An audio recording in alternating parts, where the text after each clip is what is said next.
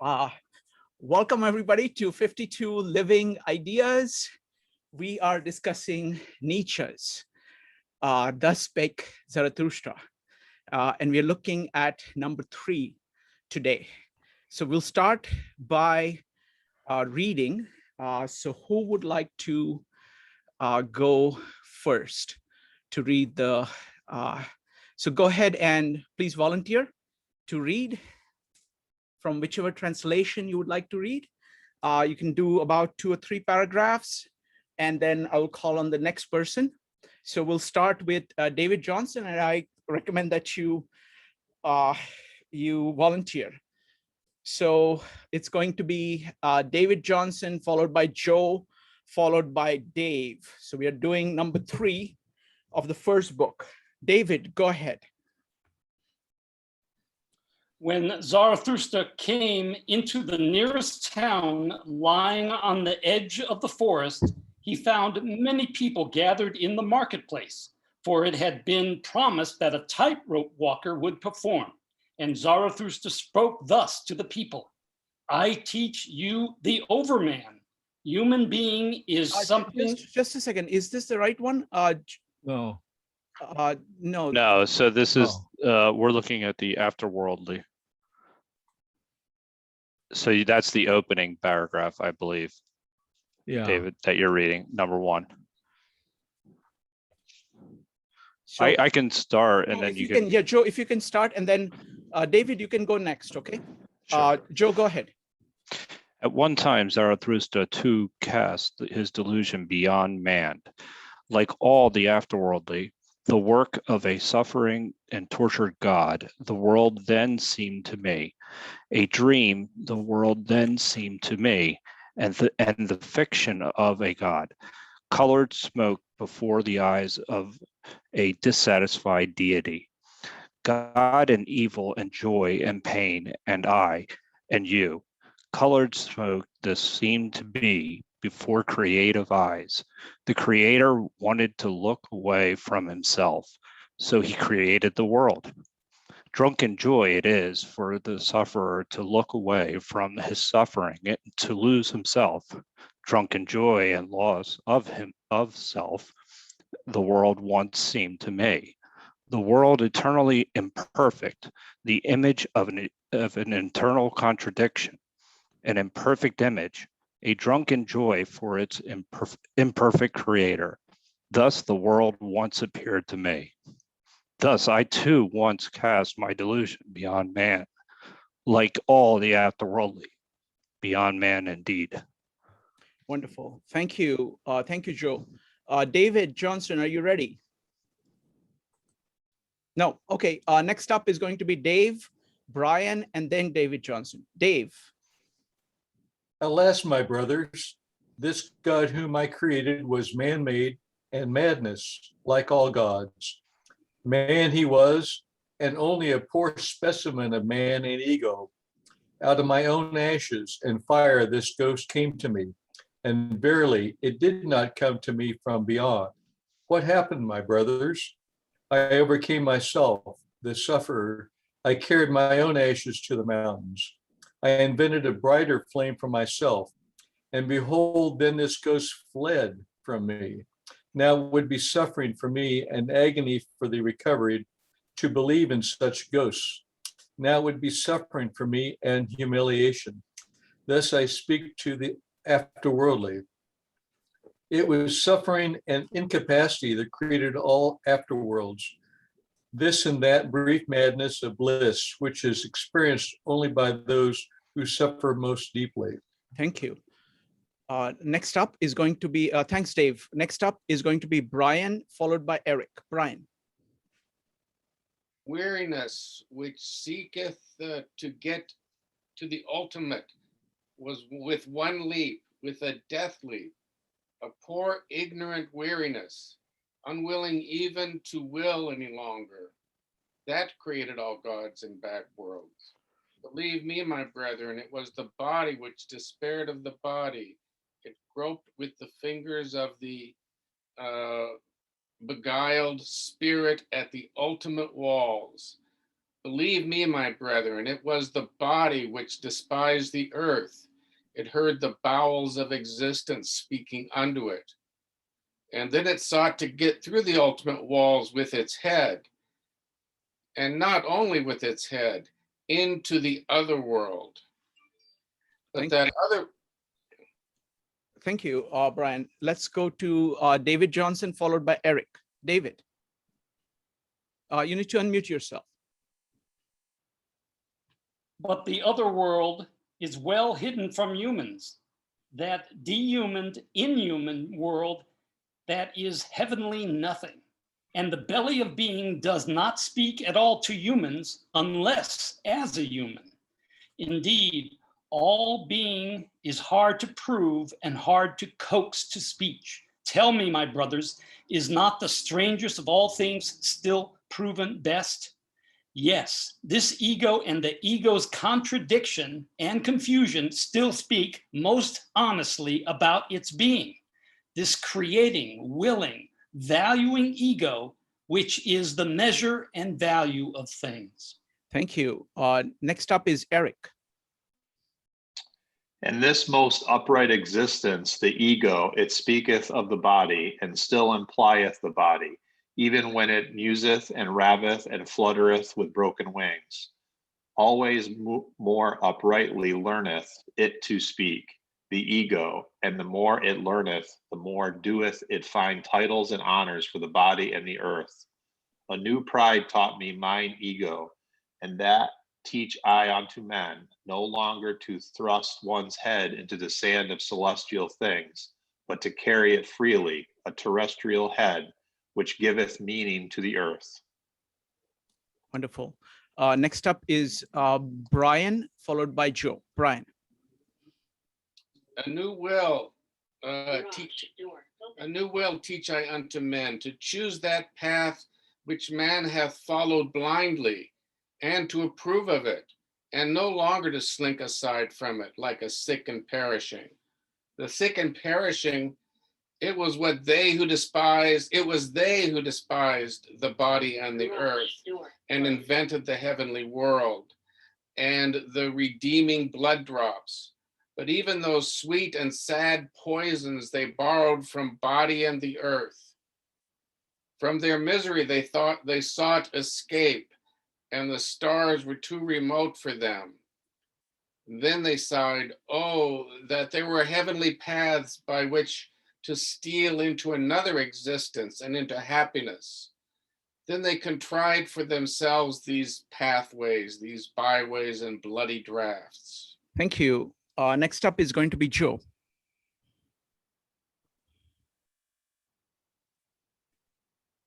Ungrateful, these people deem themselves transported from their bodies and this earth. But to whom did they owe their convulsions and raptures of their transport? To their bodies and to this and this earth. Zarathustra is gentle with the sick. Verily, he is not angry with their kinds of comfort and ingratitude. May they become convalescents, men of overcoming, and create a higher body for themselves. Nor is Zarathustra angry with the convalescent who eyes his delusion tenderly and at midnight sneaks around the grave of his God. But even so, his tears still betray sickness and a sick body to me. Thank you. Next up is Maritza. Many sickly ones have there always been among those who muse and languish for God. Violently they hate the discerning ones and the latest of virtues, which is uprightness. Backward they always gaze towards dark ages. Then indeed were delusion and faith something different. Raving of the reason was likeness to God, and doubt was sin. Too well do I know those godlike ones. They insist on being believed in, and that doubt is sin. Too well also do I know what they themselves most believe in. Verily, Oh, sorry, go ahead. No problem. Thank you. Next up is Eric. Verily, not in backworlds and redeeming blood drops, but in the body do they also believe most, and their own body is for them the thing in itself. But it is a sickly thing to them, and gladly would they get out of their skin. Therefore hearken they to the preachers of death, and themselves preach backworlds. Hearken rather, my brethren, to the voice of the healthy body. It is a more upright and pure voice. More uprightly and purely speaketh the healthy body, perfect and square built, and it speaketh of the meaning of the earth. Thus spoke Zarathustra. Thank you, Eric. All right, folks. So now it's time to talk about what you got from this chapter. Firstly, let's separate out. First, let's talk about what is he saying. What is he saying? What do you think he's saying? And then we will talk about what we think about what he's saying. So how about first, just the question, try to capture in your own words, what is he saying in this chapter? So go ahead and type exclamation mark if you would like to talk about that.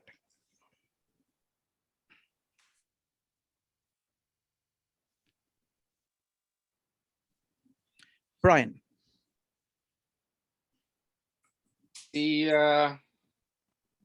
So I think he's talking in the very first part, he's saying that I was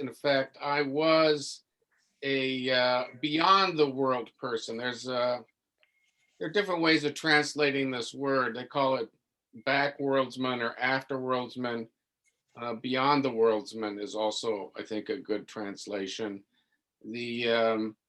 It's someone who thinks and sees beyond this world into another world.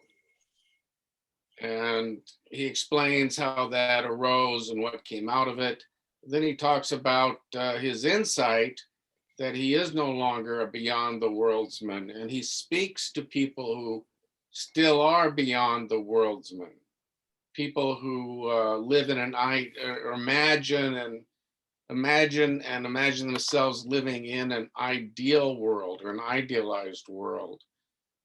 It's basically something I think Phil referenced in the last meeting, a world that was created by God. So from the top down, imagine a world created by God and themselves living in a world created by God.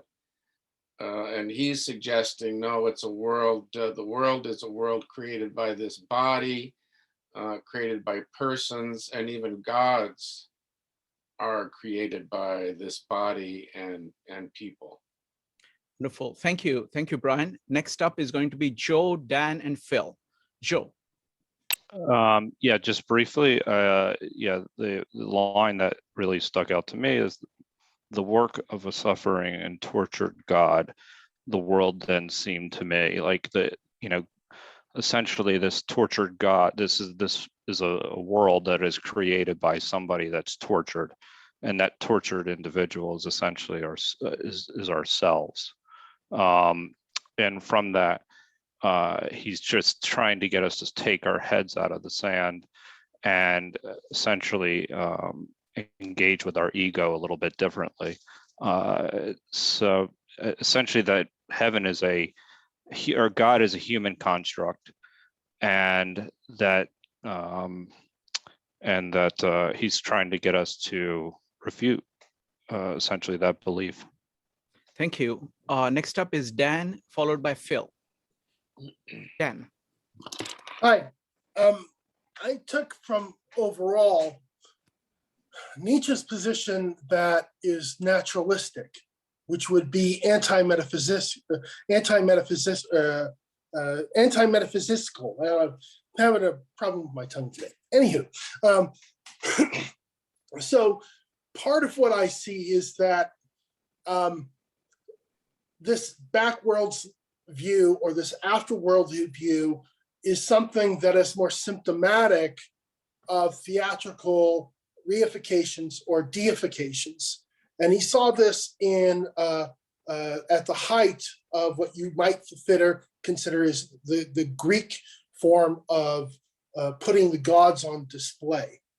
And so he saw it this way, that people who weren't properly affected by the catharsis of the play always required another form of devotion, which required the person to invest deeper. And this part of the devotional parts of human beings was constructive in a way that it required them to stop looking at their most direct concerns of suffering and pain, and only place their ideas on an idea of an afterworldly, after the fact that they've died, perished. And so in some ways, Nietzsche is against this because A, he's naturalistic, but B, he sees this move as nihilistic at its core. That is, the evaluation of life is that it's wretched and it's sinful and it's wicked and it's ugly.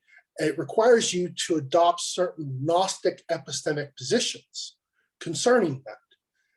And in order to do that, the move from there moves you towards this viewpoint of nihilism without knowing that it's nihilistic. That is, all the things in your life will be devalued in comparison to the rewards you expect if you behave yourself or adopt a certain kind of religious moral prescriptions.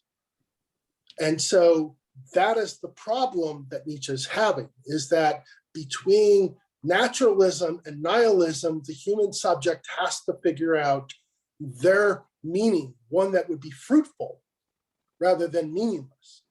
That's all I have to say. Thank you. Thank you, Dan. Really appreciate that. Next up is going to be Phil. Phil, what do you think the chapter is saying? Yeah, at first when people were reading, I thought I read the wrong text because it sounded very different from what I read. But nonetheless, I agree in general with what everybody says, but I want to focus on the very first part. I think he saw the imperfect God that created this world. And at first I felt that he was joyous because now God is imperfect, which means his own imperfection is then allowed to participate in the world of creation. I think it's important not to leave that part out.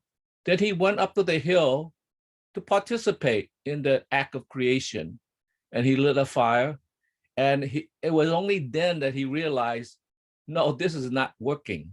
He has to rethink that, and so then he rethought it, and he says, no, it is actually man's own creation, because he was up there in a sense participating in the creation, but he thought it was because it was imperfect, which allowed him to do so. But in fact, he thought it was actually a deeper sickness. Only then did he realize that we have to purge this in order to get to a true understanding, an understanding in which ultimately, I guess, I don't know whether this is final resolution, but in a sense, man becomes the measure of all things in that sense. So in that sense, I don't know whether he at that point is quoting, in a sense, the Renaissance, or whether he has finally come to that conclusion himself. But nonetheless, he is now, in a sense, going up the hill to participate in the creation with God. He now understands that he has to do the creation himself. Wonderful. Thank you. So what we're going to do now is we can talk about what we think of this chapter. So any comments about the chapter, anything that you found interesting? What did you walk away with? So first we just did kind of trying to summarize what he's saying. Now we're talking about our evaluation. What did we get from it? So go ahead and type exclamation mark if you'd like to share.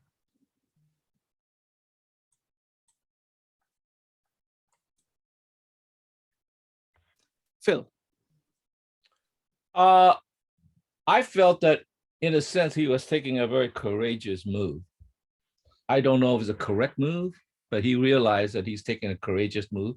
And by the way, he seems to be more compassionate about the people who fell into this, because when they were sick, he kind of nourished them in a way. He didn't scold them like, you're just a deadbeat or whatever. but he knew that to find a way out, he has to move and create a new understanding in that sense. Well, so I think it is a very harsh criticism, I think in this case, directly of Christianity. This is my understanding. And I wanted to bring up a different point too, that in a sense, the beginning, you could have a different interpretation that God was not drunken. Perhaps God is very good, and he actually created imperfect world so mankind could participate in completing it. Then it becomes, this is not stated in the text. Then it comes the fact that why did God do that for mankind? Okay, if that is the case, because he valued, in a sense, man's free will. And that's why he held it above the angels. So is this something that Nietzsche argued for? No, it's not in this text, but I think he's criticizing Christianity. Mm-hmm. And I wanted to ask if that is the interpretation, how is it that Lucifer, who rebelled against God because he wondered, like, well, why didn't I get free will? Like, and you honor mankind more than me. And so how did Lucifer get free will if God did not create it except for mankind? So that's a funny little quirk there too. But nonetheless, in any event, whether God allow us to have free will or not, or whether he was just a drunken God, now he's going to take his will and move forward. I think this is a very harsh criticism, particularly when he said, in a sense, this is a direct criticism of St. Augustine, right? Reason is a reflection of God. I mean, they had to switch their story, rather than a mystical story, they had to switch their story in order to get their story straight. And so he said, well, that is also another giveaway that manifested that. Thank you, Phil. Next up is going to be Marisa, Dan, Joe, David, and Evanique. Marisa, what do you think of the chapter?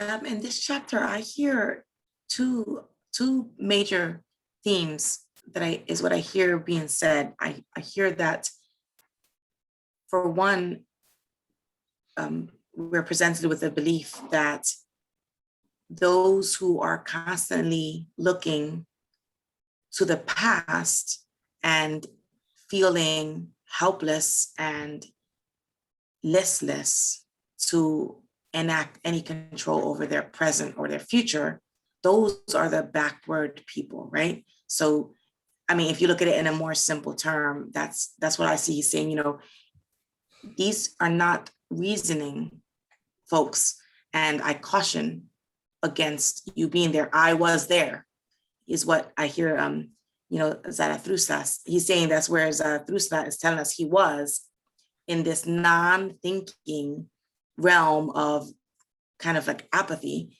And it's and then also he's saying it's to put too much faith in faith, as it were.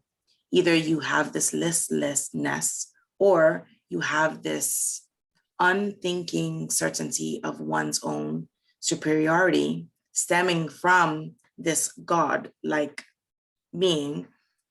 And it's used as a club of power to beat people into submission. Because, he says, to doubt is sin, is what one is taught. And so I believe those are the two things that the spotlight is being shined upon in this chapter. And he's saying them in the way, and the way I'm interpreting it is that this is the beginning of, he's presenting to us our case for the scenarios that exist in the world that he is seeing, that let's be warned now in the beginning. These are the things that I wish to delve into in more detail to present my case for why these things are not good and not desirous, and how we can overcome them and what is necessary. Wonderful, thank you. Next up is going to be Dan, Joe, David, Evanique, and Allison. Dan. Hi, so I kind of wanted to add a little bit of extra context to this passage.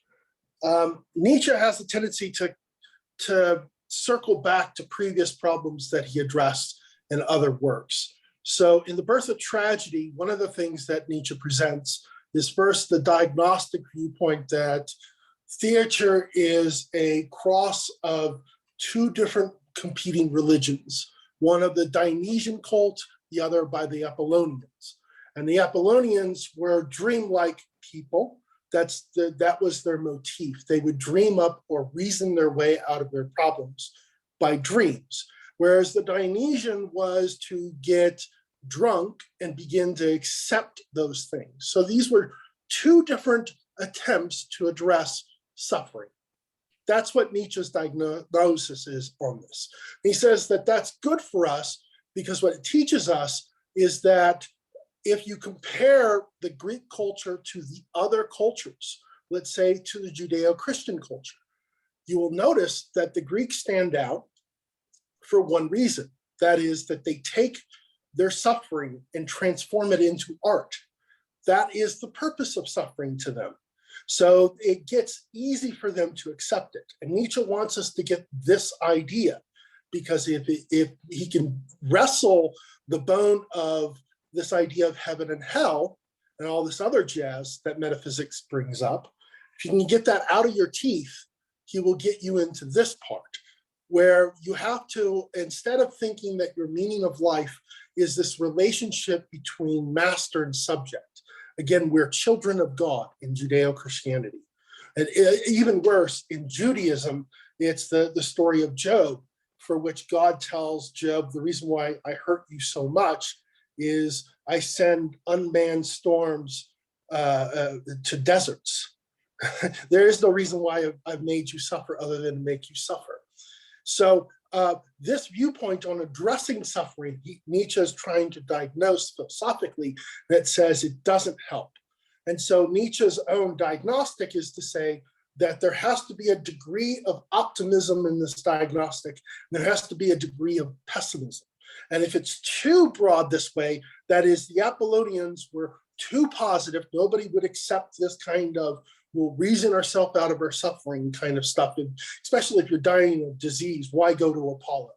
Mm-hmm. Everybody would laugh at you as a fool. So there's this part of it. So there's the second half that gives us a better context.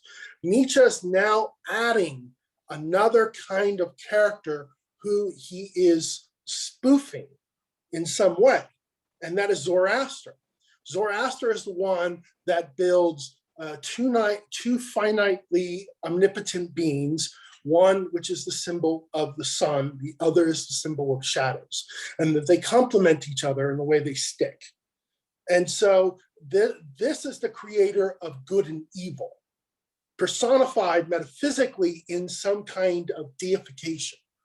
So Nietzsche is now comparing it to this other group who reify the death of some god. They reify it by celebrating the fact that somebody has been crucified. You know, hail Dionysus. And that helps us in some sense because the Romans during the Punic Wars turned to crucifixion as a form of punishment to those who stood in the way of what Rome was doing. So if it affected its commerce, the Roman punishment was to kill you this way. That didn't undermine the interpretations that others might have, especially the Greeks and other Romans, to say that if somebody came back from this, only Dionysus, only Baculus would be that kind of person. And so there's another purpose to crucifixion in this Roman interpretation. That is, if somebody was walking around and saying, I'm a deification, I'm a god, you can't do this to me. Well, if you're really God, we crucify you, come back, whoops, we're sorry. But if you don't, we've gotten rid of the trouble. And so when people in grief reify this idea and trudge up Judeo-Christianity, when that comes to the surface, you have that part which has been tainted by Zoroastrianism, Judaism, and a multitude of other polytheistic religions throughout Rome, Gaul, and Germany, throughout all of Europe, that came together to become a monetized or monopolized monotheistic God that was monarchical, that required everybody to be involved in its own covenant.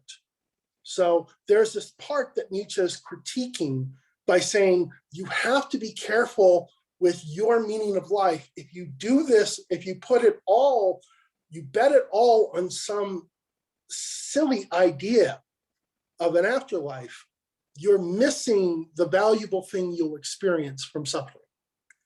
Wonderful. Thank you, Dan, for providing this context. Really appreciate that. Next up is going to be Joe, followed by David. Joe. Yeah, that's a pretty difficult analysis to follow on. I mean, and I mean, I see it too, is that he's giving us a framework for how to understand our own personal suffering, but also to how to live an authentic life, essentially.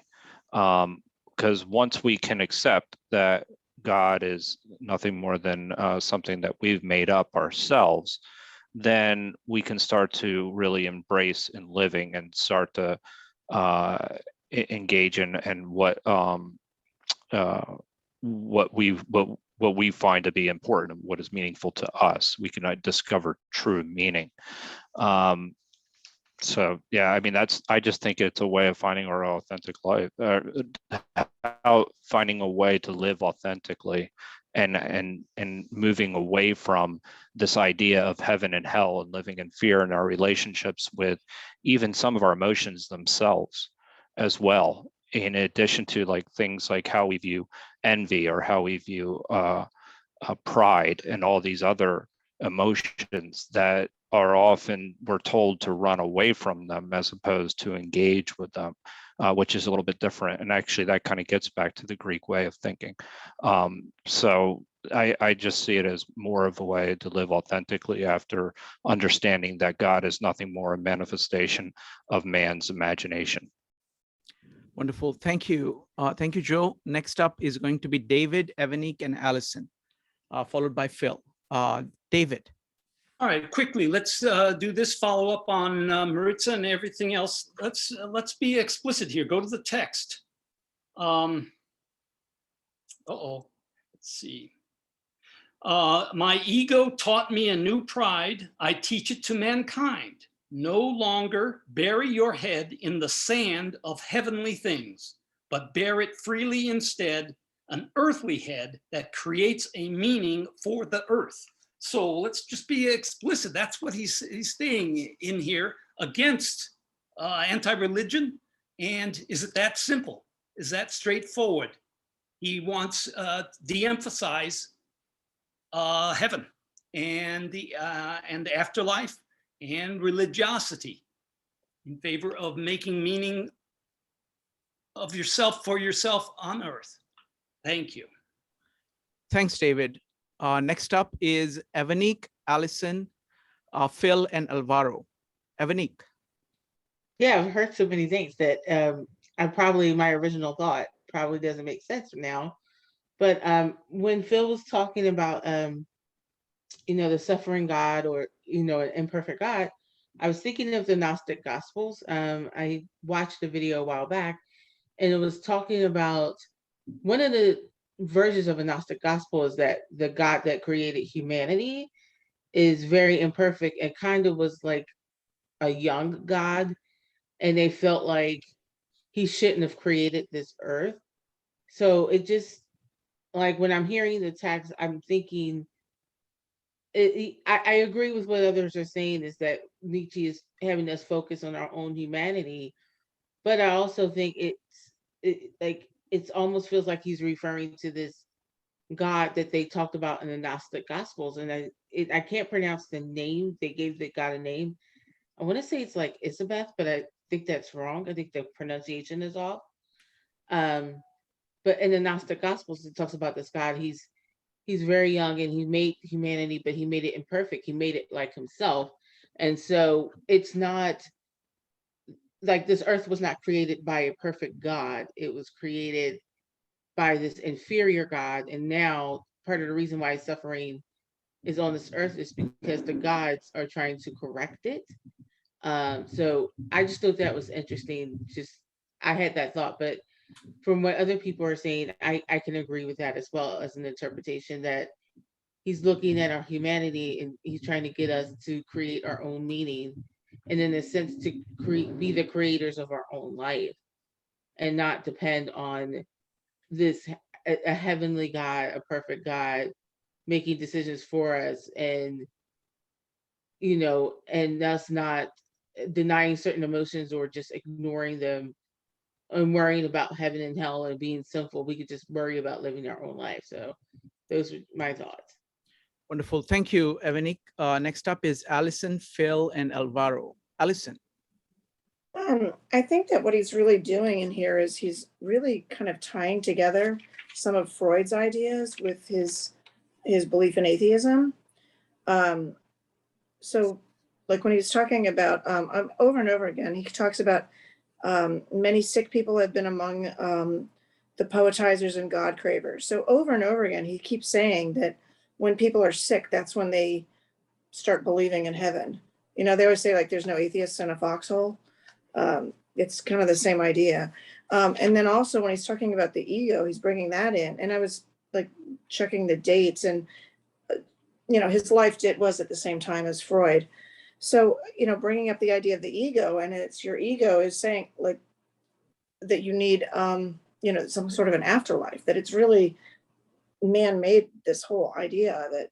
So I thought that was just an interesting connection from the two different thinkers. Great. Thank you. Thank you, Allison. Next up is going to be Phil, followed by Alvaro. Phil. Yeah, while he was somewhat forgiving and gentle to the decrepit and sick, he has a harsh criticism, like I said, of particularly of Christianity, that maybe all religions. Besides a kind of a spiritual critique, there's also a psychological critique, but it's also a historical critique. I was particularly stricken by the fact that the ones who are suffering and dying latch on this thing. They not only want to transcend this world in terms of the metaphysical of the spirit, they want to come back in their bodies, right? Christ has died for them in their bodies. They want to return to this earth. It really reminded me of the Egyptians, right? It's not enough to go into the underworld as a spirit, but you must have your body intact because you are incomplete. In fact, the reason they wanted this is because they were decrepit people that suffer physically, and they wanted to another chance to come back in a physical form that was like magnificent and strong. And so therefore, it was a kind of hypocrisy to talk about this spiritualism when what you want to do is come back in a body that was strong, not just a mind, not just a spirit. So that in itself was a hypocrisy in that desire to return as a whole human being in the body. And so that was a very, very funny little twist that in a sense Christianity, and I think might be tied back to Egypt about that. So that's a historical critique as well. Thank you, Phil. Alvaro, what did you think of this chapter?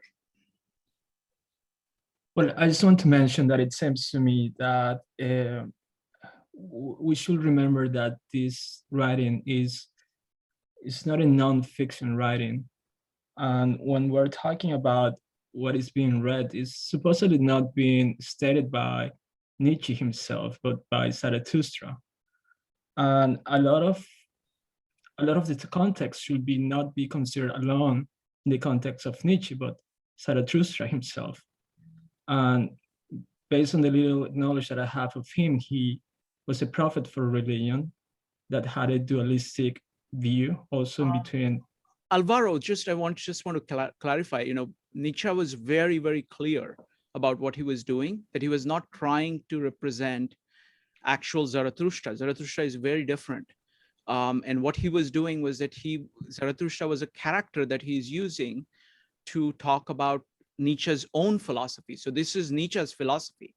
That's the interpretation of Zarathustra by everybody that I know. That everybody, every scholar of Zarathustra, everybody who has studied Nietzsche, they would agree that he's not trying to portray the historical Zarathustra, but he's trying to actually fictionalize, trying to show in allegorical terms what his own philosophy is. Yeah, well, that's what I'm stating, that we should consider this as a work of fiction. I'm also not stating that these are words by Zarathustra, so please do not misconstrue what I'm stating. But I'm indeed saying that just as we're taking into context Nietzsche's point of view, I think we also should consider the point of view of the main character. And just as Christianity is being brought up so often, we should probably also bring up the religion of Zarathustra himself, and maybe consider this writing in a larger context. Thank you. Thank you. Thank you, Alvaro. Next up is going to be Brian, followed by Dan. Brian. Yes, I think there is a lot of history here. I also think, though, that he is commenting on the history as it has been brought to him and presented to him through institutions. And in particular, I think the Christian church. What do I think about this chapter? The thing that strikes me is comparing it to Jordan Peterson. Jordan Peterson seems to see some value in the traditions that are, there's some value in the traditions and some value in carrying them forward, and he tries to identify what that value is. I've read Nietzsche off and on during my life. When I was very young, I was trying to understand what the heck he was saying. Now I'm older. The thing that strikes me is he's very angry usually. That's the tone that I get. This is an angry man. Now that's a simplification, I'm sure. But he was throwing over, I think, compared to Jordan Peterson, he's much more willing to throw over all tradition and to start anew. The only thing he can make of the tradition, I think, is that also was an expression of the body, an expression of the will to power at that time. That's an excellent point. I think, Jordan Peterson realizes the importance of tradition in sustaining whatever it is that we are doing. Whereas Nietzsche basically calls it a camel, and he's the lion most of the time, saying no to the tradition. So a very good point. Next up is Dan. Hiya. I'd like to kind of add another kind of context so that we can get a better understanding of what Nietzsche's doing. So we can kind of divorce, as Nietzsche says in The Gay Science, divorce Heidegger Nietzsche from what he's trying to present.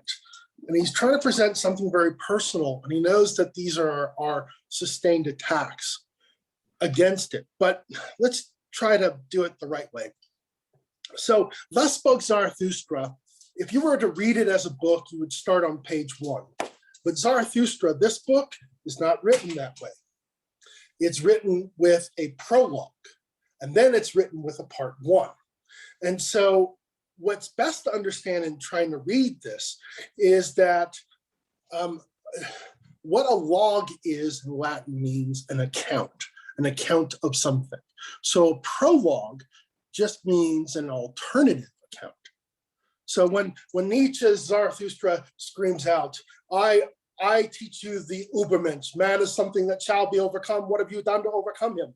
This is designed to be Nietzsche's sincere, he's sensitive, he would never speak this way. But the voice that we get from this book is huge. It's loud, it's boisterous, but it's meaningless because the ears are not the right ones for it. And he knows that. That's why it's a book for one and all. But let's go back to the prologue account. The prologue account merely says that there is a standard account of something, and then there's an alternative account to it. And so Nietzsche does this kind of method in a number of passages in The Gay Science, notably the Madman. The Madman is a passage in 125 that's written, Gay Science 125, by two different opposing madmen. One madman is known as Diogenes the Cynic. He's the one that runs out into the marketplace with the lanterns screaming out, I seek the light, I seek the light. That is, he's holding light in his hands. It's not bright enough for him to see the things that he's trying to see. And this is a representation of cynicism. That is a position, an epistemic position that one cannot believe or does not believe something because it's not believable. That's why they're cynical of it. It's just not believable for whatever reason. The other cynic is Martin Luther. Martin Luther, who was a lawyer, a man who got stuck in a storm, who was struck by lightning, who had a calling to God. He had a fervor, he had a faith until he arrived in Rome and saw the cesspool. And when he realized the ugliness of Rome, he became a cynic. And he was asked what he was thought of Rome. He had said, in Rome, God is dead. No one believes it. It's merely a tool to control the populace.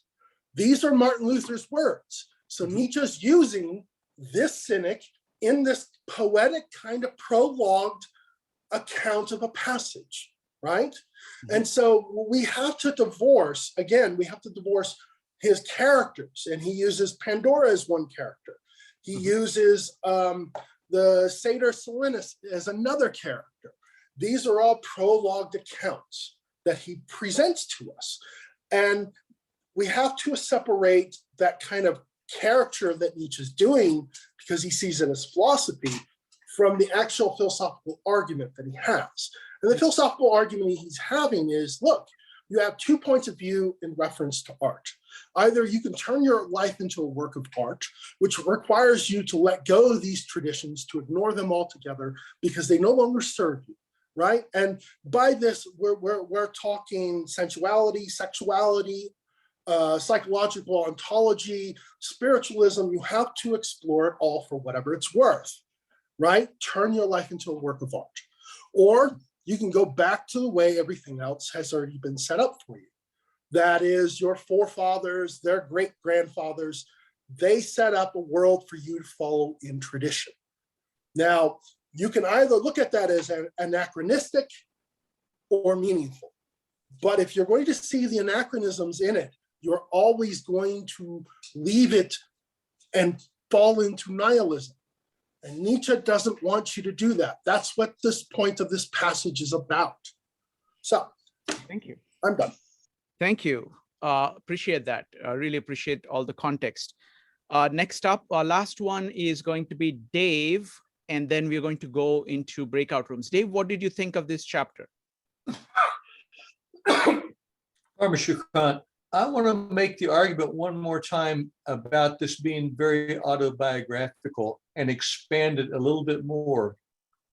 As I mentioned last time, this was a man that had a lot of illnesses, I think constant headaches, difficulty with his vision, difficulty eating, very upset stomach. And some of the references starting to make sense. In the prologue, that Brian started to read, he talks about he's going to town, there's a crowd there expecting a tightrope walker. And it occurs to me that Nietzsche is walking the tightrope between life and death, a very interesting metaphor. But then in the second speech, he talks about the difficulty with sleep, and that was one of his problems, was sleeping. And this speech, there's a lot about sickness. And I noticed the next speech, I haven't read it yet, but it's about despising the body, which I think is a lot of his self-concern, that he is obviously brilliant. He's a brilliant man, but he's stuck with this body that is giving him all this trouble. But just a comment. Thank you. Thank you. If you have to go the route of autobiographical, I think the most significant thing is that he is in a line of Lutheran ministers. So his father, his grandfather are all Lutheran ministers. And that's what he was, his entire kind of family history and family tradition expects him to do. And here he is a young genius who at a very, I don't know exactly what, like 12, 13, 14, picks up Greek, takes in all of that, starts to question. So the entire Christianity, it has a tremendous personal meaning to him. So he's kind of going against his entire kind of family line to say no to that. So there is a, that autobiographical thing, which is very, very deep. All right, folks. So what we're going to do is that we're going to go into breakout rooms to discuss this amongst ourselves. And I want to come back with the largest question you have about Nietzsche himself. Because we are in the process of studying Nietzsche, let's just step back. And the question that you have about Nietzsche, try to place him as a thinker.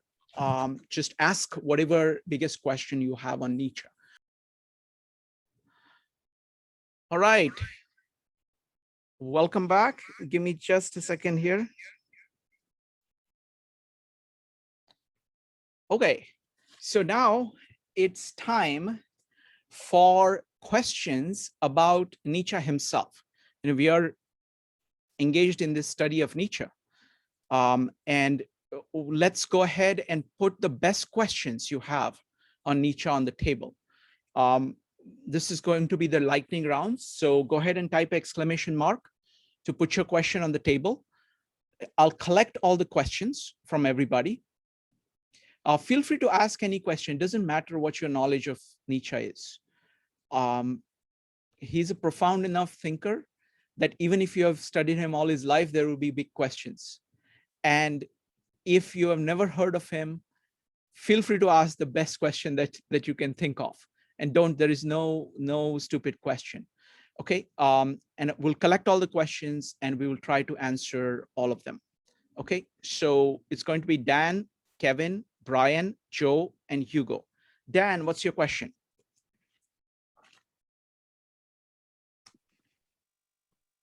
Dan, you need to unmute yourself. Consider what we know, what Nietzsche knows or says about art and philosophy. What would he think of about hip hop and jazz? Okay, what would Nietzsche think about hip hop and jazz? Excellent. Next up is going to be Kevin. Kevin, what's your question? Yes, thank you. Because this is a long book for me and old text.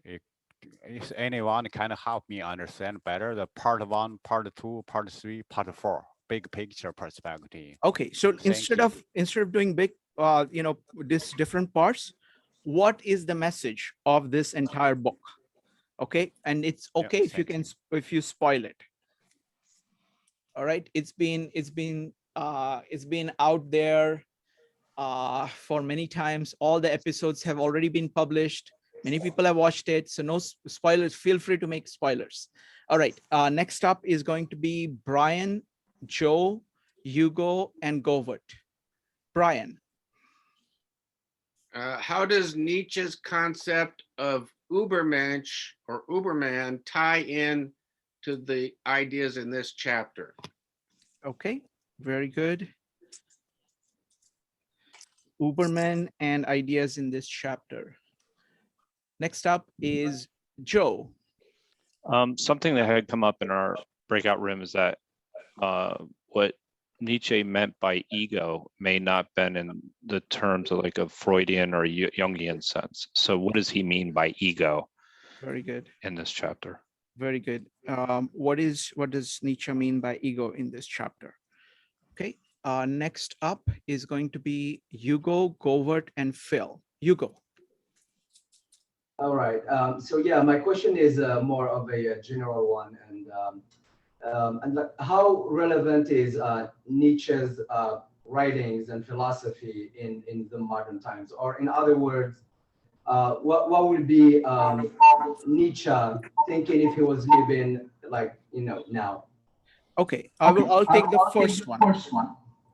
Okay, I'll take the first one. What is Nietzsche's significance today? Because it is difficult to actually project what some person like a person of the caliber of Nietzsche would do today. It would be something completely unpredictable of what we did, just like he did when he lived. What does Nietzsche have to offer today? Very good.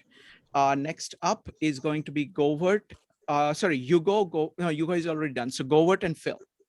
Govert.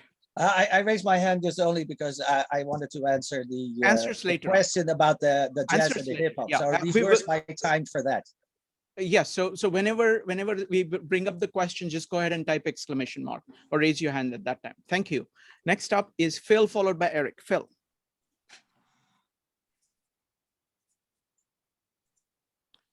Phil, you're on mute.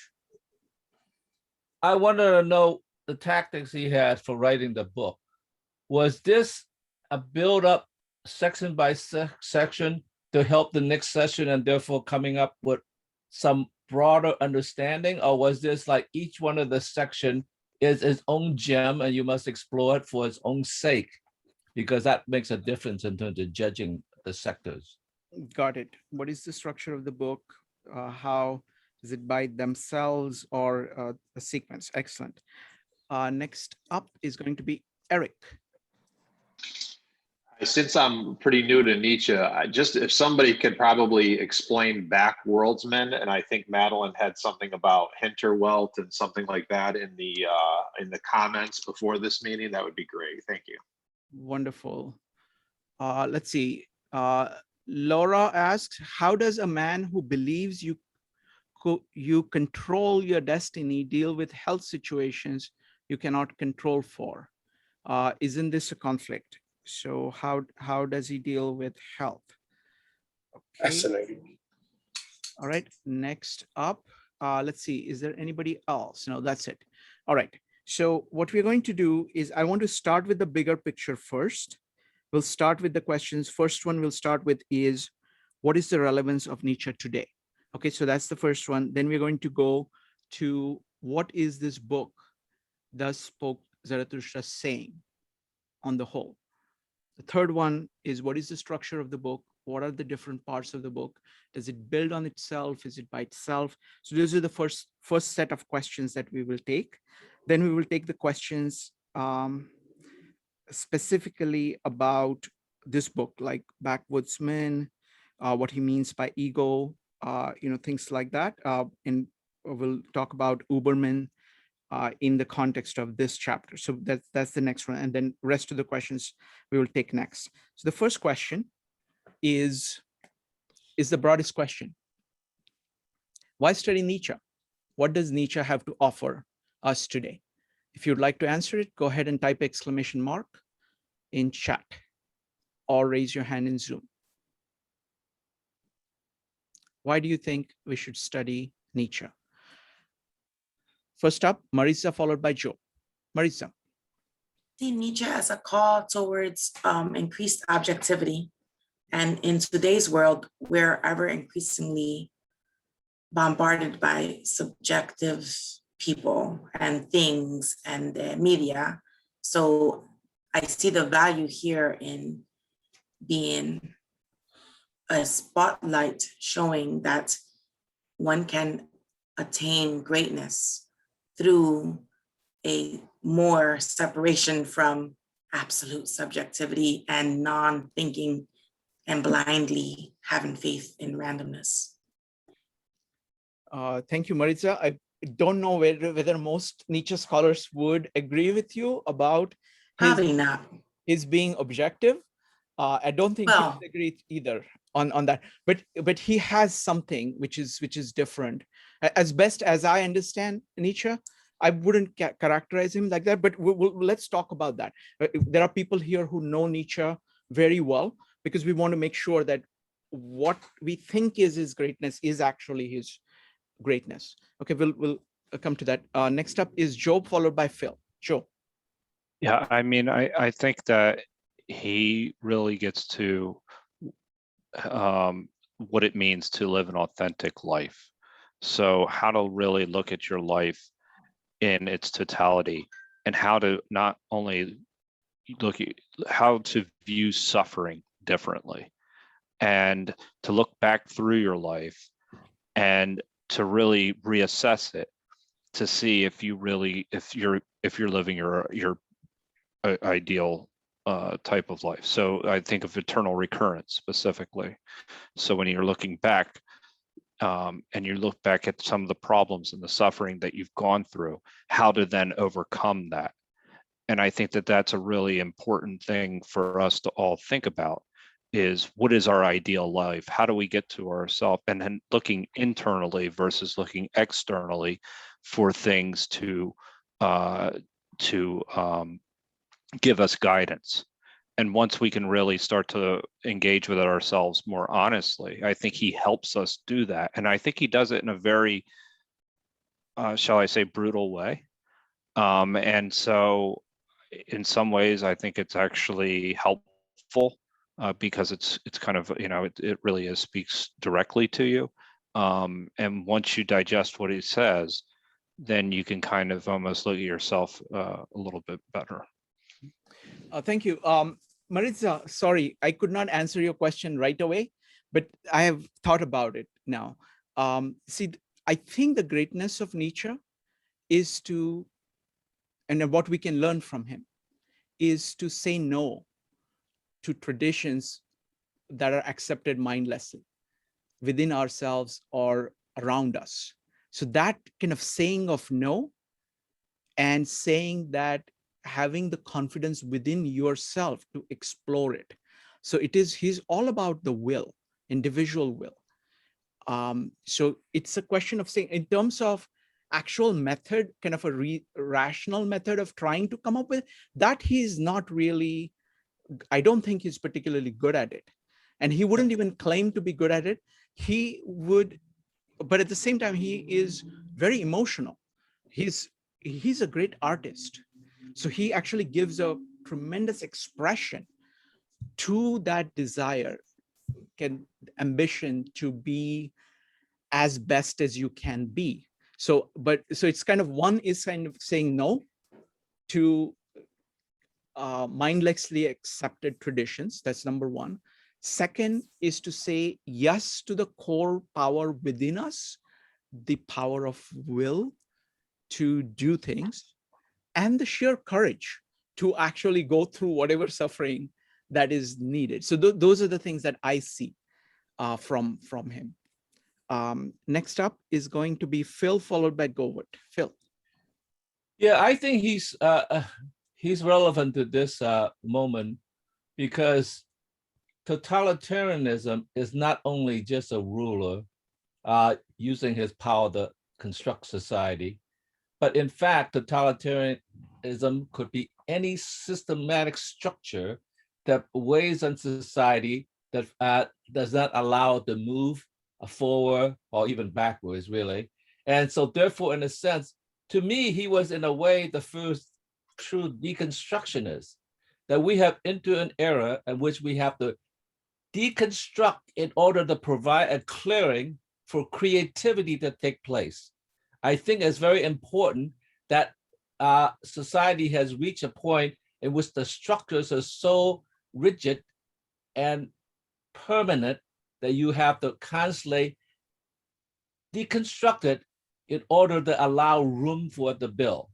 It's kind of like if you move into New York City, to build a new building, you have to kick down another building. It's not like going to Phoenix, Arizona. Just go out into the desert, right? So therefore, in a sense, deconstruction about a system that freezes you into a stasis is important to provide the clearing. So that's very important for us, and we're even deeper in it than we were before. Wonderful. Thank you. Thank you, Phil. Next up is Govert. Yeah, Shrikant, very nicely put. There are a lot of no's in Nietzsche. No to religion, that's obvious. But there's also a very subtle no against science. He is very interested in science, but you can get wrapped up in that too. At the same time, he has a yes to science because he uses some of its concepts from Darwinism and from thermodynamics. But the will to power, one of his key concepts for him is to be lived in a state of artistic exuberance, of ecstatic expression, of and I brought it up in the previous session. He was an accomplished piano player. he's not seen as a good composer, but he is seen as a very good he improvises on the piano, and he's really good at that.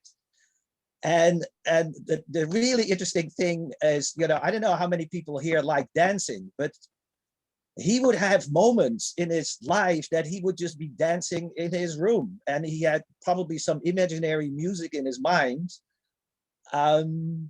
But that is integration also then of his emotional states and his state of his body. You know, when you hear fantastic music, and sometimes and here you have to get Schopenhauer and Wagner again into the background, like that. Some of the highest expressions of artistry is in music, and some of the highest, you know, best music might move your body.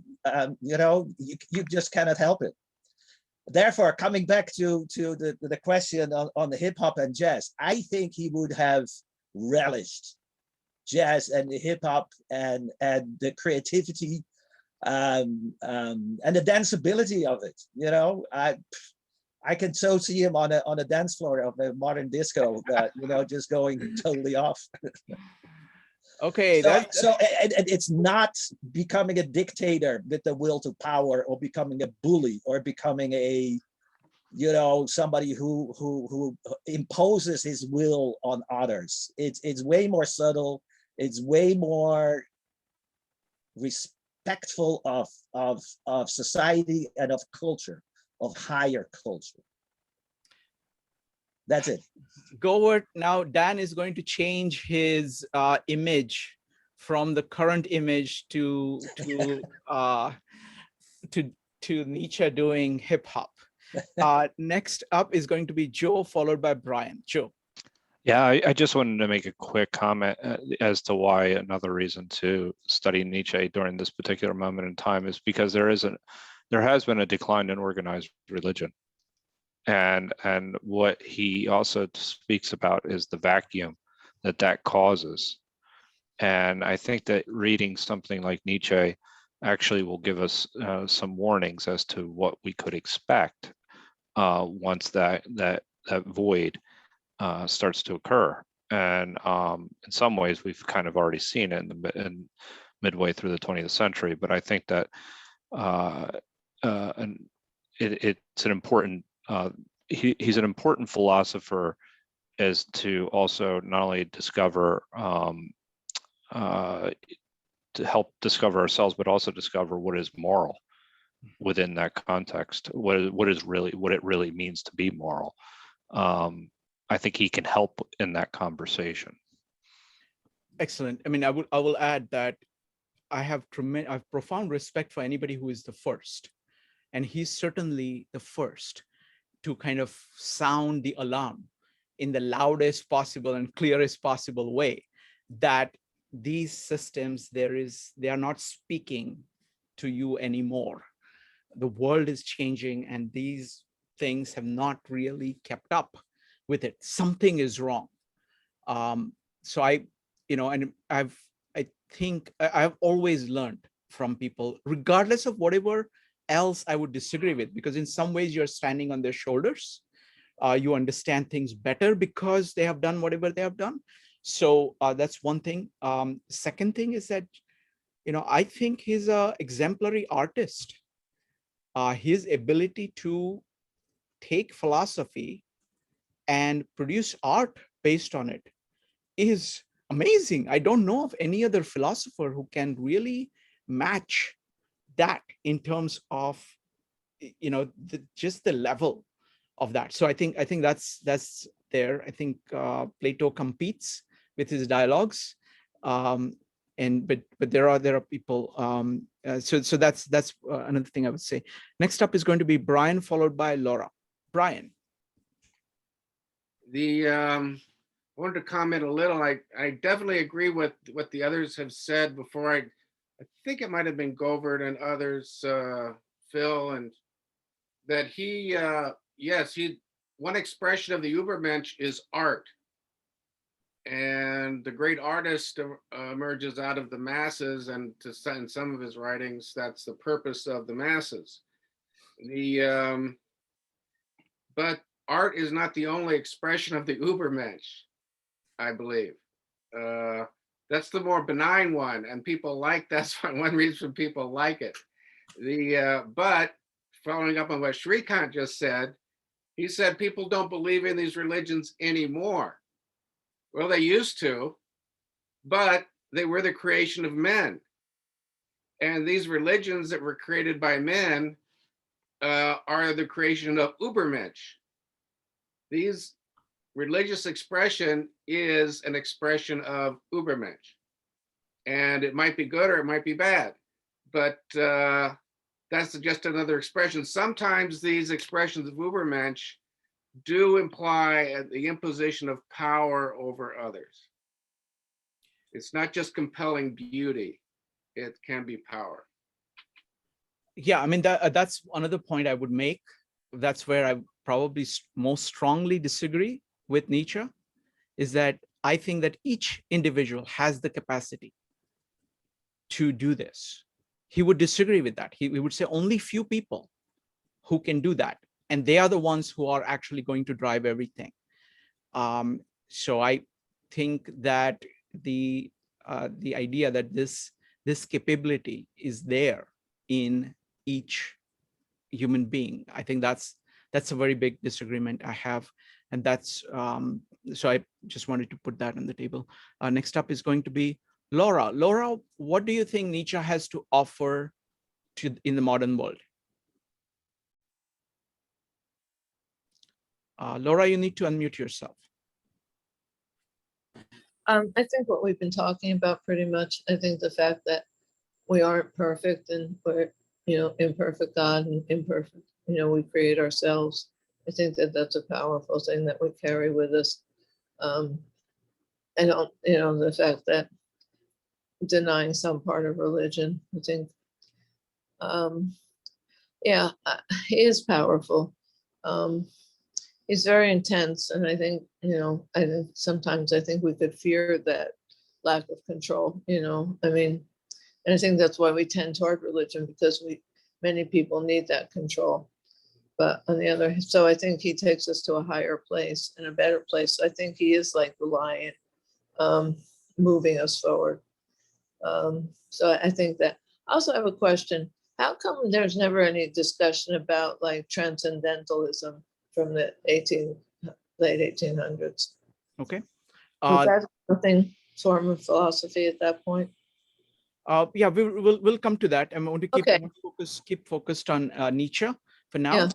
At some point, I mean, for example, we looked at transcendentalism within Louis Sullivan and other contexts. Next up is going to be Phil. I want just to return quickly to deconstruction, because I claim that, many people claim that Nietzsche was a nihilist or could be a nihilist. I don't think so, because if you believe that he was the first deconstructionist, deconstructionism is not destructionism. Deconstructionism means that you have to understand what you are taking apart. Therefore, you do not have the permission to take apart what you do not understand. And he does have a deep understanding of the tradition that he wants to take apart piece by piece. Otherwise, you just blow up the Empire State Building and it'll fall wherever it's going to fall. And that's going to be destructive, not deconstructive. So therefore, I think it's important to know it is a careful dissecting and removing to provide the clearing for creativity. So he's too much about creativity to think about this destruction. It's deconstruction. So a careful bit by bit criticism and removal of the excesses that weighs down society. That's all I wanted to say. Thank you. Wonderful. Thank you. Thank you, Phil. All right. So the next question is about the book itself. So now this is directed to people who are familiar with the book. So what does the book as a whole do? That's one. And the second, let's just talk about first. Okay. All right, Dan, with the new GIF, go ahead. Oh, He's not dancing. He's not dancing. I couldn't find a dance Okay. in Nietzsche. I've been looking for one. Okay. So, Thus Spake Zarathustra is a book for none and all, but it's also written like a book of sutras that are supposed to be self-contained kind of stories or anecdotes that you're supposed to analyze. But it requires a great deal of familiarity to be able to read it that way. And that's why probably Nietzsche's playing with this style just didn't fit well with the book because it made it more obscurely unreadable. You shouldn't read part 4, by the way. It gives it too much away. Anyway, that was all I was going to say. Okay, thank you. Anybody else wants to talk about this book as a whole? Go ahead and type exclamation mark or raise your hand in Zoom. Go word. Yeah, so apparently he wrote the different parts in bursts of creativity. Like it, any of these parts he did in 1 or 2 weeks, and then he sent it to his publisher, and publisher sent it back. He did make some changes to it. Then he had another burst and wrote another part, and so at a certain moment he had 3 parts, and those were ready for publication. And then he had a 4th burst of creativity, and I think because of that process, it might not be a very, and I don't think it is. It's a systemic book. Don't look for, a master structure to it, or a thought through plot line, things like that. I think they were very, improvised bursts of energy and creativity, and then just let it out, and I can imagine that just the whole process would just become a self-developing, self-going process. If you're really into creativity, sometimes you just have to go with it. Don't stop reflect on it, don't start structuring it, etc. Just go with the flow. So that's what I think about the creative process involved in it. So don't start to look too much for, we did it in that seminar that I was part of to extract political ideas of it, and we didn't get that far with it. The book, if you're really very familiar with Nietzsche, it will give you very beautiful little phrases that you recognize as being expressions of sometimes very complex thoughts of him. But as a philosophical book, I'm slightly disappointed by it, and I got bored and really didn't get into it. Maybe if my German was better and I would read it in German in the original, I might be swept away by it. But me and my other students in that seminar, we were not that impressed. But then we were all very rational, and we wanted to go to the philosophy books by Nietzsche himself. Got it. So folks, I want to do one thing. I also ran into this problem when I was trying to come up with which chapter to discuss next. So for example, you will notice that I skipped chapter 2 because it was mostly about somebody else making a speech and then his comment on it. So what I would like to do is if you have any favorites in these Thus Spake Zarathustra, please, you can put it in chat now, or you can send it to me as a meetup message, because I don't think I want to do all of them. I want to do them selectively. I want to take the big ideas, because there are some things which are just brilliant. So for example, the camel, lion and child was just brilliant because it captured something very deep, very well. What we have found is that in Tao Te Ching, almost everything that we are reading is like that. I don't see that being the case in this book. So it is kind of choppy. So I want to focus on key parts of Nietzsche. So if you have any recommendations about which section we should cover, which sections we should cover, just go ahead and send it to me. Phil. Yeah, I'm glad for that information because now I could understand it better. Although chapter 1 helped me a lot with the chapter 3. I mean, so to me, it seemed like a setup. But nonetheless, I think this allows us to free associate. The problem with free association is you have to be more creative in terms, and you have to have a better background to free associate. So that becomes a problem. But nonetheless, I think that fits into, I guess, a general understanding that Nietzsche was more about the creative force of free association. So that's okay. I just wanted to know. So that's good because it allowed me now to utilize free association in a better way rather than like, oh, well, I have to think about what happened to chapter 9, before chapter 10 and all that kind of stuff. Thank you. Wonderful, thank you. Now I want to, before we go on, I want to bring up another, Dan, you had something. Yeah. What? Oh, I left the thing on the 3 metamorphoses. Actually, I shared something earlier when someone asked what essentially is Nietzsche's thesis. Like, what is it explicitly that you will find as his thesis in any parts of his work? I left an interpretation by Rolf Peterson and Rolf Peter Hortsman. And it's out of the introduction of Beyond Good and Evil.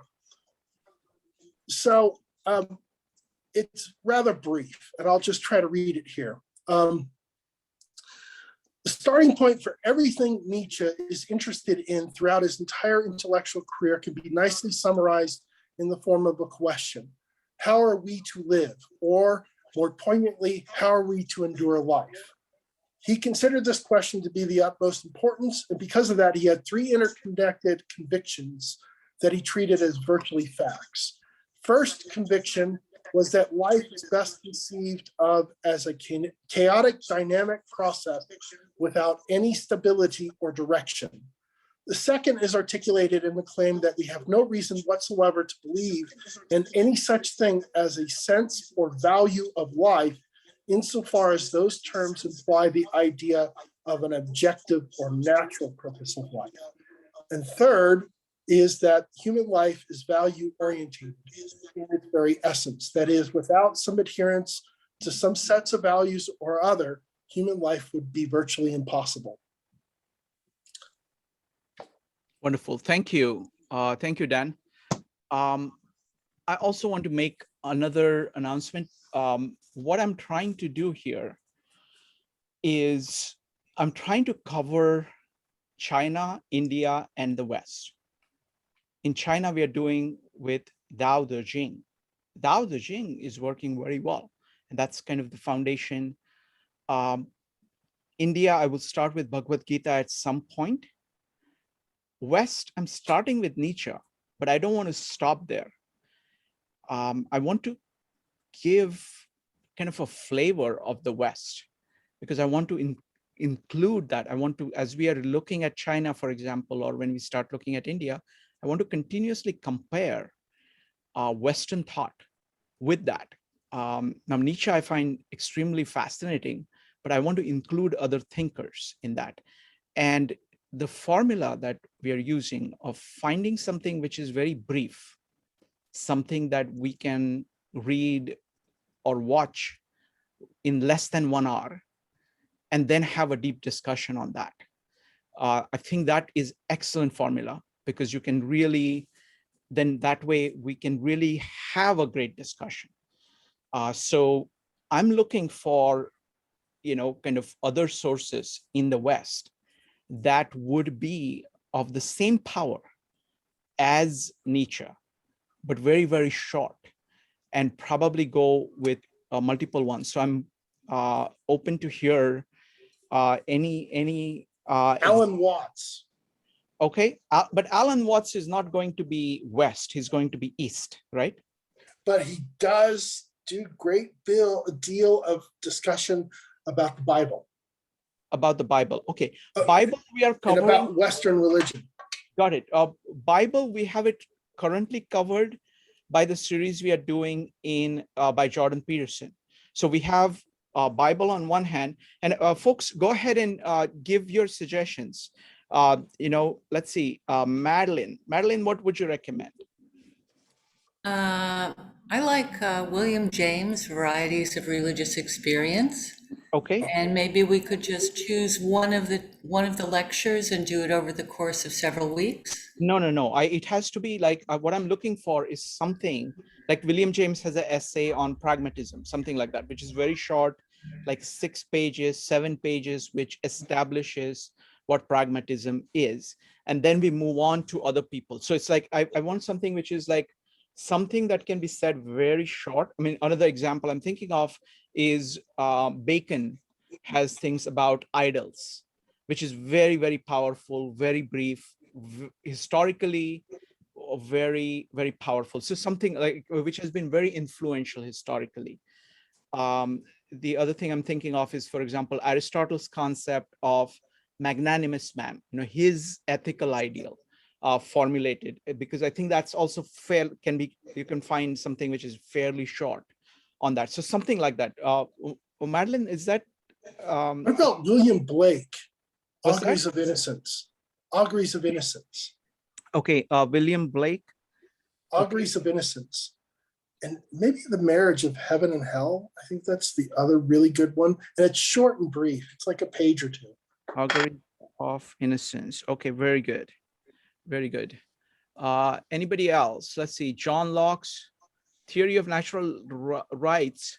Allison, is that available in, is it like few pages or is it very long? John Locke.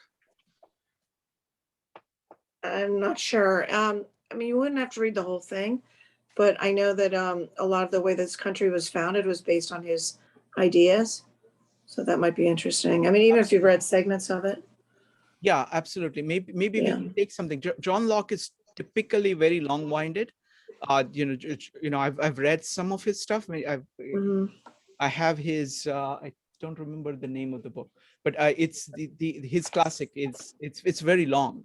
So what we'll do is I will find something, a shorter version of it. Maybe just the Declaration of Independence or the Constitution, something like that. Yeah. That would be good. Okay. Anybody else has any thoughts about what we can include? La Rochefoucauld's moral maxims. They're all aphorisms. Who? Francois La Rochefoucauld, moral maxims. Foucault, moral maxims. Okay. And they're aphorisms. It's a book of aphorisms. So you can keep it as short as long. You have more power over the text. Like it's like the Tao Te Ching, but Western. Okay, wonderful. Foucault. Okay. Moral maxims, right? Okay. La Rochefoucauld. Oh, hold on. I'll just find them. Marissa. Yes. So Vangelovia is an Native American philosopher. He has several different essays and works that might be interesting for a different perspective. Sure. Would you look through and find one you think that would be ideal? Because what we are trying to do here is that I want to give like a whole range of West. We are from the West, and most of us are familiar with a lot of the Western thought. But what I want to do is I want to take multiple thinkers so we can come at it from kind of multiple angles. Phil. Yeah, I just want to thank Marita, yeah, about suggesting a Native American, because I don't have any suggestions. I was about to give a slight criticism that we might be neo-colonial without including other culture except for the ones that are well written and well known. So thank you for your suggestion. Wonderful. And I'm happy to include things as long as they are short and deep. That's the only consideration. Next up is going to be, let's see, Kevin What about Bertrand Russell? What would you include? What's a short piece by Bertrand Russell? Yeah, he talked about the philosophy. One book is philosophy, the Western philosophy, right? The history basically give That's a massive Oh, volume, Kevin. that's what you want because he go to scratch all the different perspective. No. I would rather go to all the originals. Oh, okay. I don't want like commentary of anybody on those things. So I want kind of the originals. So if any Bertrand Russell has anything that he himself thinks, which is very short and very powerful, do let me know. Let's see. Next up is Gohut. I have a very short text, which is absolutely fantastic, and I've used it a lot. Some other teachers have used it a lot. It's called "Do-It-Yourself Phenomenology." It's by a Heidegger expert, Theodor Kissel. It's only maybe 7 pages, even not that long. Sure. Can you go ahead and email that to me or message that? I got it on my website, so I can put. I'm looking for the URL of that. Okay. Can you give me the name of the author? Theodor Kissel. I put it in the chat. Kissel is K-I-S. Oh, you did. Okay. Oh, there it is. Okay. Got it. I-E-L. Okay. Very good. And so he gets to the bottom of the phenomenological movements, without which you would not have Heidegger, nor Sartre, nor Merleau-Ponty. Does Heidegger have anything that is short and powerful? Yes and no. No. You need preparation to get into Heidegger. Okay. Okay, let's see. Dan, you're recommending, Rochefort. Okay, I think I got the name wrong here. Let me make sure. That's why I wanted to leave that for you. Thank you, appreciate it. Okay, next up is Alison Chomsky. Okay, Dave, what would Maybe you something like Winston Churchill's famous speech about the Iron Curtain? Sure, Winston that? Churchill. Okay, I mean, we're trying to avoid politics. The only thing is like, I say it's more world affairs. That wasn't any political party. That was no. I mean, I'm trying about what was going on in the world. What I will do is that I will take the suggestion I'll take from you is Bronowski's Long Childhood. Let's do that. No, Okay? I'm waiting for that for the library. I'll get back to you on that. Sure, we'll do that. Yeah, I just watched it. I watched it. It's available on Daily Motion, and it's brilliant, folks. Bronowski has this Ascent of Man series, which is like the original. There's a second series, documentary series ever made, and which is, I think, the best series that I've ever seen. And its last episode, it's called The Long Childhood, is incredible, and I just watched it today, and it's one of my favorites. I've watched it, I've read it, I'm very, very familiar with it. So that's a very interesting one because it actually challenges this kind of science versus humanities in a very big way. So, and it's very profound observations on biology and nature of human beings. So what I was thinking was that we'll probably start with that one. So let me figure out the time frame for that. Let's see, Transcendentalist. Okay, what would you do on Transcendentalist? Emerson and Thoreau. Yes, definitely. Eric, what by Emerson? Let's start with Emerson. Self-reliance. Self-reliance. How long is that? Do you know? You can get it as an audiobook and listen to it in about 30, 40 minutes. Wow. Okay, so it's a short essay. It's part of his second series. Great piece of work. Probably the best piece of work on Emerson. Yeah, it covers all of his bases, Emersonian. Okay, so that is fixed. So I think Emerson for sure. Then Bronowski for sure. I'll probably do Bacon because of his position. We will do William Blake because that is very different. Let's see. Maritza is going to look up the Vine Deloria and Theodore Cassell. I'm going to try to look for something on phenomenology. See if we can find something else. All right, this is good brainstorm. Ed, Go ahead, Joe. Husserl as well. If you want to talk about Husserl, Edmund Husserl. Okay. For phenomenology, if you're looking for something phenomenology, and he has a couple of short essays as well. Okay, if you could send it to me, I'll go ahead and go through it. Okay. So I want to mix up, Nietzsche. I want to continue doing Nietzsche, but I want to do it I want to mix up all these people together because we can start discussing kind of connections between them. And connecting that with what we are doing in China. So let me figure out the schedule, and we'll go from that. Let's see. Okay. Madeline, usually Kant writes in these giant tomes which take years to figure out what's going on. I don't think he does short, or I've not seen anybody, and typically interpretations of Kant are longer than him. So I don't know. But we have so many philosophy buffs here. I thought one person might know of a brief excerpt that would explain the concept of the thing in itself. I don't think so. There's I doubt it. It's very, I don't know.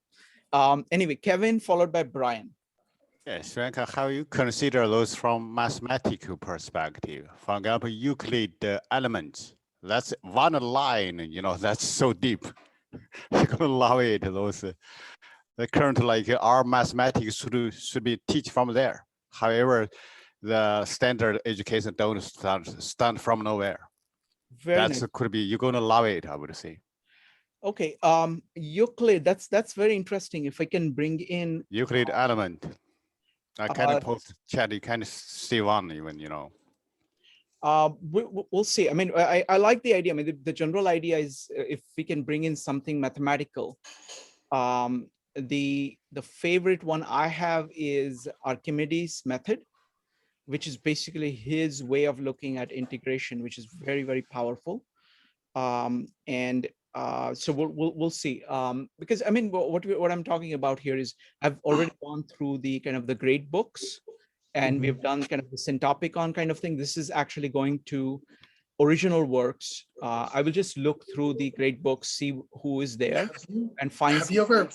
Yeah, go ahead, Dan. Have you ever gone to squashed philosophers?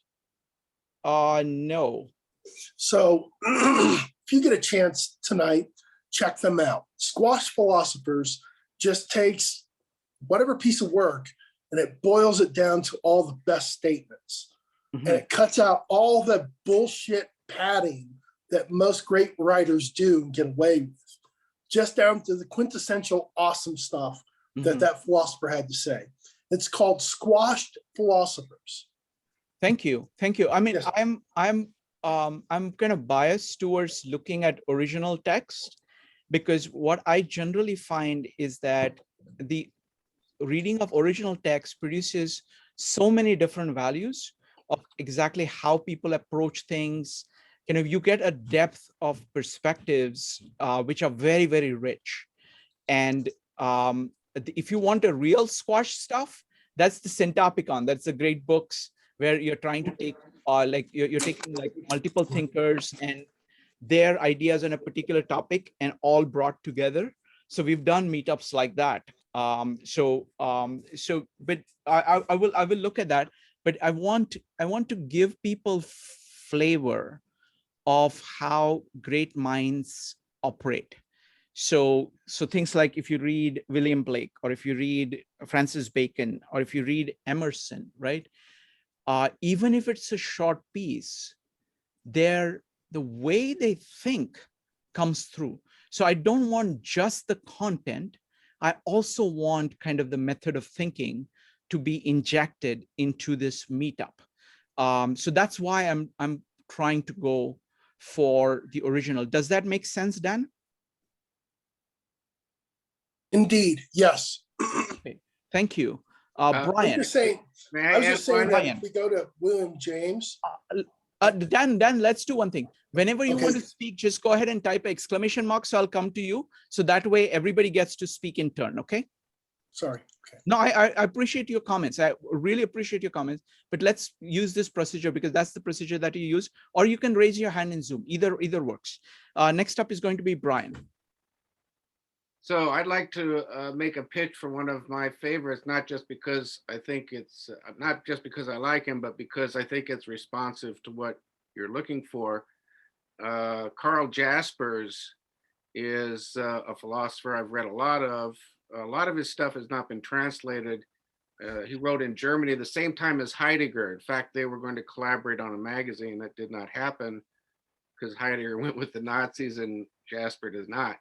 He is, like, to me, he's the good existentialist and not well known, but the key thing is one of his students was Hannah Arendt.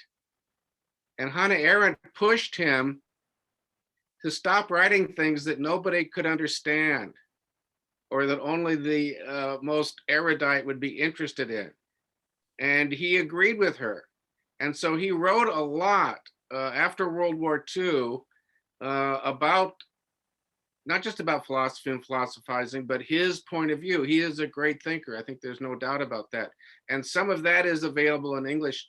I can look at that and see if there's something that I think would be worthwhile. Wonderful. And folks, what I want to do is Nietzsche, I want to go ahead with Zarathustra, but I want to look at it in terms of kind of identifying really the core thing. So I wanted to hit eternal recurrence. I want to hit Uberman in a direct way, things like that. So I want kind of really meaty concepts. So I will look for it myself, and any kind of recommendations you can go ahead and, message me on, Meetup, or you can go to 52livingideas@gmail.com. You can go ahead and email me there, and we'll go from there. What I want to do is, as I'm trying to figure out Nietzsche, I want to start off with something next Monday. I'm going to do the one that Dave recommended, and that is going to be The Long Childhood by Jacob Bronowski. I want to tell you about that series. Jacob Bronowski is one of my favorite thinkers because he's a scientist who is interested in humanity. So he brings to bear a very reality-oriented, objective approach to things. At the same time, he's a humanist. So he has a very deep appreciation of the human condition, the human beings. And this particular essay, movie, if you search for Long Childhood, Ascent of Man in Daily Motion that is there, it's just a 56-minute video, and it is just mind-blowing. Okay, it is just incredible. I went through it today again. I watched this series over 20 years ago.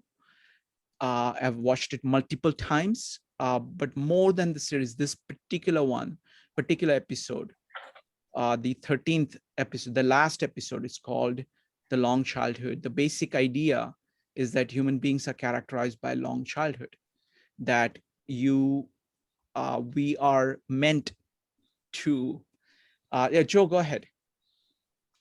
No, I just wanted to make sure this stands on its own, right? Outside of the series, right?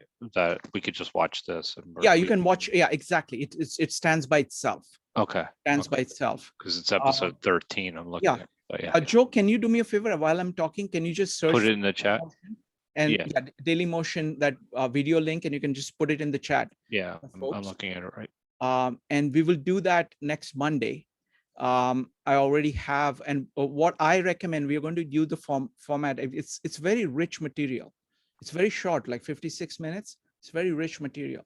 So I invite you to, talk for between 2 to 5 minutes on it, of what you learned from it.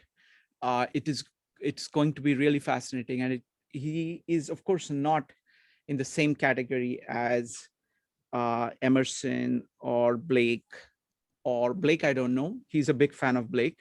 Or Emerson, or people like Francis Bacon, but he is very, very deep. So yeah, that's the URL if you want to watch the video. And I'm going to put the meetup up within hopefully today itself, and we can start working on it. That will give us a good perspective on. He also has very interesting comments at the end about the West and about the challenges that we are facing. This was done a while ago. This was, I think, 1970s, something like that, 80s. 77, 78, maybe. Yeah, exactly. And at the same time, the many of the issues are still very, very big. He's talking about the fact that it's not given that the West has the leadership, that you have to, other civilizations, just like civilizations like Rome and other like Egypt went down, so can West. And you have to be alive to the possibilities today. So it's very, very deep work. So go ahead and watch it. It's combination of evolution, nature of human beings, and how we structure society and what do we do. So looking forward to it. Go ahead. Procedural question. Are we to watch it before we come to the meeting? Yes, please. Okay, yes, please. Thank you. Please watch it beforehand. And what we'll do is that everybody who has watched it will get to talk, give a summary. I will give a short presentation on it. I already have my slides ready. So we will go ahead. Will you post a link on the meetup so that we could go directly? Yes, yes, I'm going to do that. I'll do it today. And Joe has already put the link. I'm going to just copy it. I'm going to go ahead, and I've already clicked on it. So I'm going to go ahead. Thanks, Joe. Yeah, use the second one. The second one's much shorter. Yeah, the second one. Yeah, the Daily Motion. Folks, use the Daily Motion, and it's incredible video. So just go ahead. You can click on it. You can bookmark it and watch it when you can. We'll see you on next, hopefully very soon. Yes, Joe. So no Nietzsche next week? I want to pause Nietzsche until I find the exact, parts of, I want to go back to Nietzsche the week after that. Okay. Because what I'll do is that I will hopefully get from others what parts of Zarathustra to focus on. Okay. Okay, and I'm also open to kind of doing kind of short pieces of Nietzsche from other sources if they are a better way of capturing Nietzsche's philosophy. Because I'm trying to bring up. Okay, from that, if you can pick which essay you would like to cover, I would love that. Because what I want to do is I want to, just like as we are beginning China and about to begin India, I want to cover the West at a very high level. Nietzsche, I want to cover, the core of his ideas as quickly as possible, and so that we can compare it to other things effectively. So any recommendation? Dan, go ahead. I just posted a link on all the perfect Nietzsche selections that you might take interest in, because I've kind of filtered and collected a lot of it. So, and I put it under headings like Nietzsche's Death of God, the Übermensch, the eternal recurrence, his existentialism, genealogy of morals. Perfect. Perfect. Let me do one thing. I'm going to send you my email. Let's see, where is Dan? There is Dan. Okay. Dan, I'm sending you my email. Could you just email me? And what we'll do is that let's go back and forth and figure out the curriculum, Nietzsche curriculum. Basically, we'll pick a bunch of ideas from Nietzsche, maybe between 3 to 5 ideas. And we will go ahead and find kind of ideal ways of presenting it. It could be from any source. We'll just, and I will just cut and paste the whole thing. The great thing is that, I was watching Jordan Peterson's comment on Nietzsche, one comment on Nietzsche. He's saying, Nietzsche has the most arrogant statement that a writer has ever made. And he made that statement, and then he topped it. So his statement is that, Nietzsche says, I can say more in one sentence than people can write in a book. Yes. And then he said, no. Most people can't actually write that book. So once again, let me ask a question. Like, we are now going to change the format of Nietzsche, and Nietzsche will become a backbone on which you will bring in these other ideas. We will bring in other ideas. So what we'll do is that I will identify, with Dan's help, I will identify maybe 4 or 5 Nietzsche's ideas. Okay. Yeah. The same time, I'm going to run other things in parallel, so we can see, and that's very useful. We have found this process extremely useful, because what we do is that we do this syntopical thing. We are able to place different thinkers with respect to each other, which makes it much more richer. Yeah. Right. Good. Got it. All right. Wonderful, folks. Thank you very much. It's great to be talking to you folks. Thank you. Bye. Thank you for hosting it. Thank you. Bye.